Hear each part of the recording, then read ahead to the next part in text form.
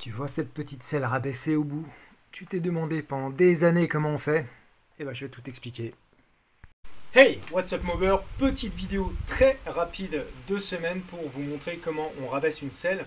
Alors la plupart d'entre vous savent le faire, mais j'ai constaté sur les groupes Facebook que les jeunes qui se mettent à la mobilette, donc qui n'ont pas nos âges, qui sont pas au-delà, qui n'ont pas connu la période mobilette, ne savent pas comment rabaisser une selle. C'est une question qui revient assez souvent. Donc je vais essayer d'y répondre avec mes méthodes.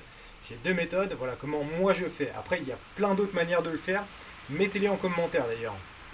On place la petite pub avant de commencer la vidéo. Si t'es pas abonné à la chaîne, tu peux t'abonner. Ça coûte rien et tu te désabonnes quand on a marre de voir ma gueule. Si t'as bien aimé, tu mets un like. Et si tu aimes te caresser l'oignon avec des asperges, bah mets un pouce en bas.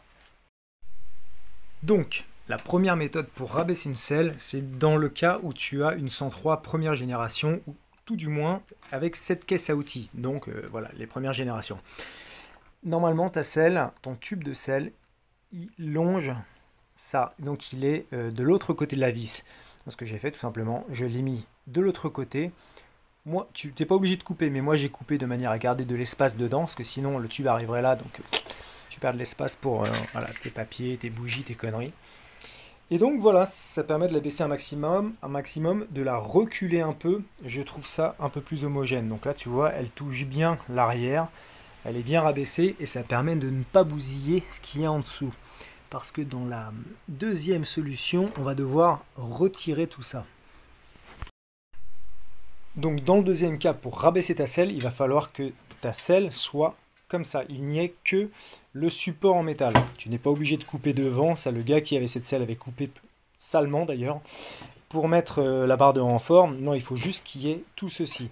Donc il est nécessaire de, avec la disqueuse, je ne vais pas enlever la selle parce qu'elle est bien attachée. Et j'ai pas, enfin voilà, j'ai pas envie.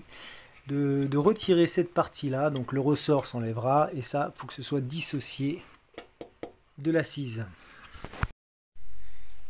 Normalement, la partie que je t'ai montrée en dessous, elle est maintenue ici ou ici, je sais plus. Donc à la rigueur, tu viens avec ton lapidaire, tu viens lécher ici, enfin gratter. Et après, tu vas pouvoir chasser les... Je sais plus ce que c'est des rivets ou peut-être une vis. Je ne me souviens plus. Et donc, une fois que tu as ceci, tu vas pouvoir complètement rabaisser un maximum la selle, que ce soit sur les nouveaux cadres, enfin les 103 phase 2 ou même les anciens. Donc, tu auras ta selle, soit ton triangle sur les vogues, soit ta caisse à outils, peu importe. Et ce que tu vas pouvoir faire, c'est, hop, magie, tu vois, c'est complètement rabaissé. Donc, soit tu le fixes directement comme ça, et tu perces de part en part, pour que ce soit solidaire. Et après, derrière, tu perces ta selle, où tu trouves un moyen, voilà, de l'attacher au cadre, pour pas qu'elle rentre. Ou deuxième solution, moi je faisais comme ça quand j'étais gosse. Tu gardes ton tube de fourche, tu le mets donc voilà, sur ta selle. Là, tu perces de part en part, donc tu mets la tige filetée. Donc le tube de fourche sera solidaire de l'assise, et ce qui va te permettre ensuite, ce tube de fourche, de le mettre dans l'orifice où il est prévu normalement. Donc ça veut dire que tu ne vas pas percer ton cadre. Tu vois ce que je veux dire? Tu as le tube qui sera là. Et donc, hop, tu viens le rentrer directement dedans, donc peu importe ton cadre.